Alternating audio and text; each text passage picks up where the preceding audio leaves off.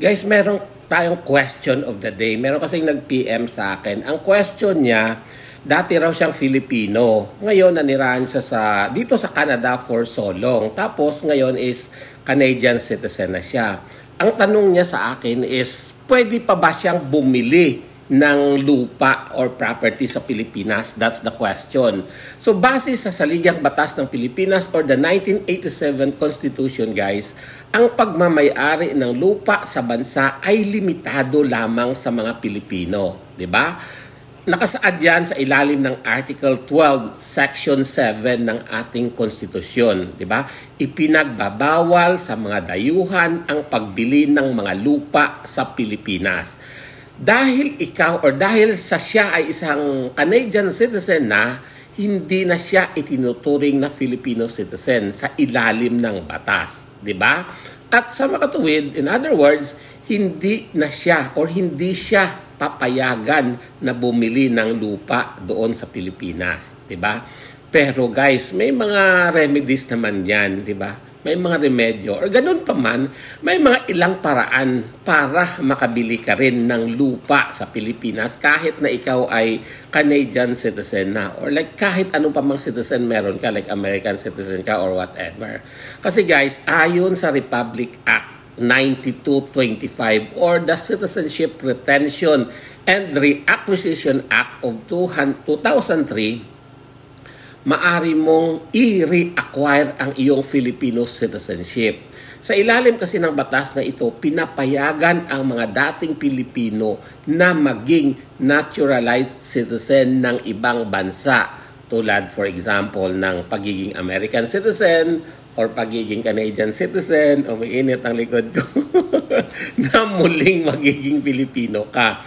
So in other words, kapag ikaw ay nag-reacquire ng iyong Filipino citizenship, ikaw ay ituturing muli bilang isang Filipino citizen at pwede ka nang bumili ng lupa sa Pilipinas. Yun bang guys yung tinatawag nilang dual citizenship?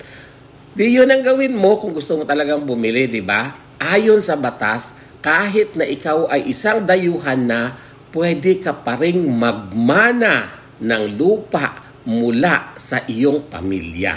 Di ba? Ibang usapan kung pagmamana, kung ipapamanahan ka. Ibig sabihin, kung may lupain ang pamilya mo sa Pilipinas at ikaw ay isang tagapagmana, pwede mong ariin ang lupa kahit ikaw ay isang Canadian or American o kung ano man yung citizenship mo kung hindi ka na Filipino citizen, di ba? Possible yun guys. Pwede tayo gayon. Kasi ayon sa Batas Pambansa bilang 185 at Republic Act number 4726, guys, meron tayong tinatawag na Condominium Act. Pinapayagan ang mga dayuhan na bumili ng condominium units, ngunit limitado ito sa hindi hihigit sa 40% ng kabuang units ng isang condominium project. For example, napakataas na building, meron ng mga mostly nasa taas ang para sa mga sa mga what do you call this? Para sa mga citizens, sa mga dayuhan, guys, 'di ba? Kaya kung halimbawa kung hindi ka magre-reacquire ng Filipino citizenship mo, isang option yon. Bumili ka ng kondo, walang lupa yon, kaya pwede kang bumili.